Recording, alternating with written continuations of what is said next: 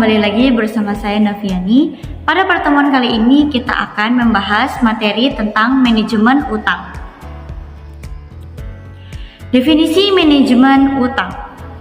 Utang adalah jumlah uang atau barang yang dipinjam oleh pihak lain dengan persetujuan untuk membayar kembali dalam jangka waktu tertentu.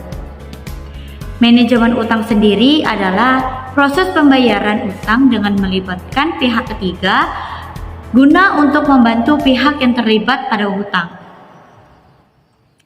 Di sini ada kurun liabilitas atau kewajiban lancar.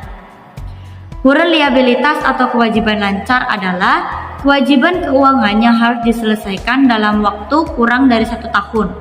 Contohnya, dari kurun liabilitas meliputi hutang dagang, hutang pajak, dan sewa yang harus dibayar. Kurun liabilitas biasanya diselesaikan dengan menggunakan aset lancar, seperti kas atau piutang. Rasio likuiditas perusahaan dapat diukur dengan membandingkan kurun liabilitas dengan aset lancar.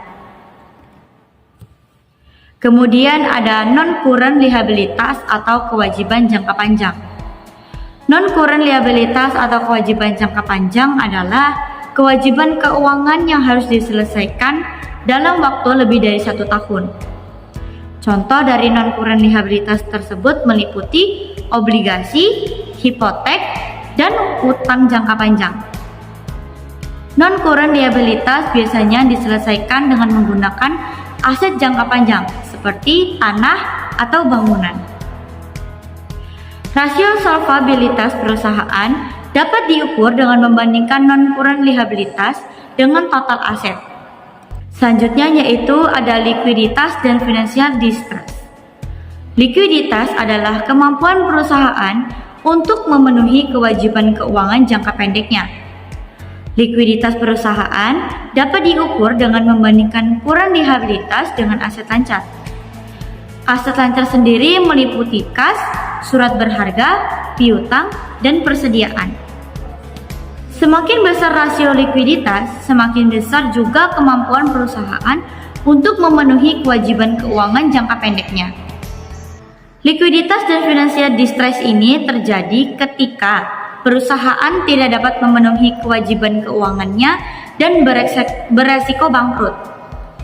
Financial distress ini dapat diukur dengan menggunakan rasio solvabilitas perusahaan yang membandingkan non-kurun liabilitas dengan total aset.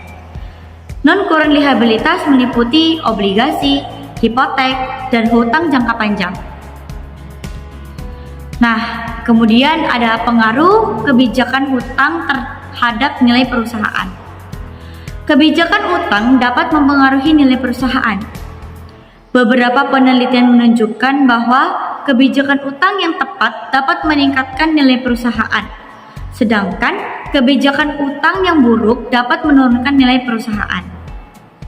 Peningkatan nilai perusahaan dapat dicapai dengan menggunakan hutang untuk membiayai investasi yang menguntungkan, seperti mengembangkan produk baru atau ekspansi bisnis.